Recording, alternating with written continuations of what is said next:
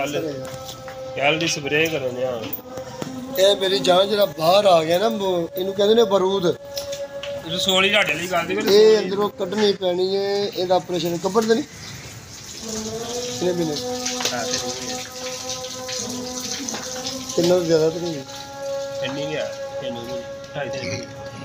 ਇੰਨੀ ਦੇਰ ਦਾ ਬਈ ਉਹ ਤੇ ਬੈਗ ਰੱਖ ਬੈਲ ਫੜੋ ਸੁਪੜੀ ਆ ਕੋਈ ਗੱਲ ਨਹੀਂ ਤੁਹਾਨੂੰ ਦੱਸਿਆ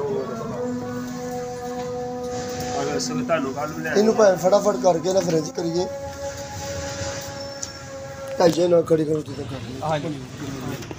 ਇਹਨੂੰ ਤਾਂ ਕੋਲੇ ਦੇ ਨਾਲ ਲੋ ਤੁਸੀਂ ਦੇ ਨਾਲ ਨਸ਼ਾ ਨਾ ਕਰੋ ਫਟਾਫਟ ਕਰਕੇ ਲਾ ਅੱਗੇ ਨਾ ਜੀ ਮਾਜਨੋਂ ਕੁੱਕਰੇ ਹਨ ਇਹ ਤਾਂ ਖਤਮ ਹੋ ਗਿਆ। 1.5 ਲੱਖ ਜਦੋਂ ਬੰਦ ਹੋਈ ਮੈਂ ਕਹਿੰਦਾ ਬੰਦ ਹੋਈਏ ਹਾਂਜੀ ਖਤਮ ਹੋ ਗਿਆ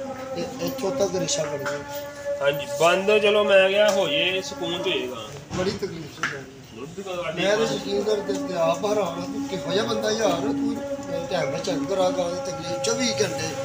ਪੰਜੇ ਦੀ ਅੱਖ ਤੇ ਮਾੜਾ ਜਿਹਾ ਮੱਛਰ ਪੈ ਜਾਓ ਉਹਨੇ ਸਕੂਨ ਨਾਲ ਬਦੂ ਬਿਠਾ ਜਾਂਦਾ ਬੇਜ਼ਬਨ ਜਾਨੂੰ ਬੰਦ ਹੋਈ ਸਕੂਨ ਚ ਹੋਈਏ ਇਹਨੂੰ ਮੇਰਾ ਭਰਾ ਮੁਰਗ ਪਾ ਕੇ ਧਰਿਆਣਾ ਪਾ ਕੇ ਕੋਲੇ ਦੇ ਨਾਲ ਠੋਕ ਕੇ ਲਾ ਮੇਰਾ ਵੇ